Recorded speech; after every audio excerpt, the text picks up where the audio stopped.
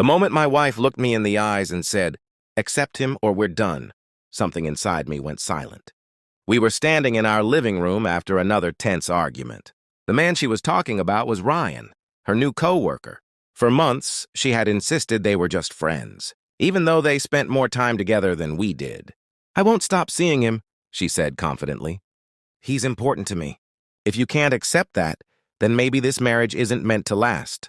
I stared at her, hoping she would smile and admit it was a terrible joke. She didn't. Instead of yelling, I simply nodded. "Okay," I said quietly. "I won't stand in your way." She looked surprised. I think she expected me to beg, argue, or fight for her. But I was exhausted. Love shouldn't require someone to compete for basic respect. That night, I packed a small bag and stayed with my older brother. I didn't block her number or post anything online. I just disappeared from her daily routine. The first few days were strangely peaceful. I focused on work, started going to the gym again, and spent evenings with family I had ignored while trying to save my marriage. Meanwhile, she was living the life she thought she wanted. At first, she seemed happy.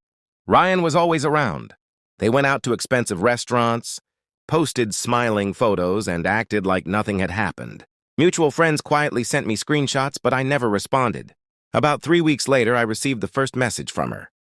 "Can we talk?" I didn't reply. The next day came another. "I miss you." Still, I stayed silent. Then one evening, there was a knock on my apartment door. When I opened it, she was standing there with red eyes and no makeup. She looked nothing like the confident woman who had given me an ultimatum. "Please," she whispered. "Can we talk for 5 minutes?" I stepped aside. She sat on the couch and stared at the floor before finally speaking. "I made the biggest mistake of my life." I remained quiet. She explained that Ryan had never wanted a serious relationship. Once I was out of the picture, he slowly lost interest. The attention she thought was love disappeared almost overnight. He had been enjoying the excitement, not planning a future. "I threw away my marriage for someone who didn't even care," she admitted. There were tears in her eyes now. "I thought you would fight for me. When you walked away, I realized what I had lost." I looked at her calmly. "You didn't ask me to fight for you," I said. "You asked me to accept another man or lose my wife." She couldn't answer. For several minutes, the room stayed silent. Finally, she reached for my hand. "I'm asking for one more chance." I gently moved my hand away. "I loved you enough to trust you," I said. "You gave me a choice that no husband should ever have to make." She started crying harder. I know, I regretted every single day. I believed her.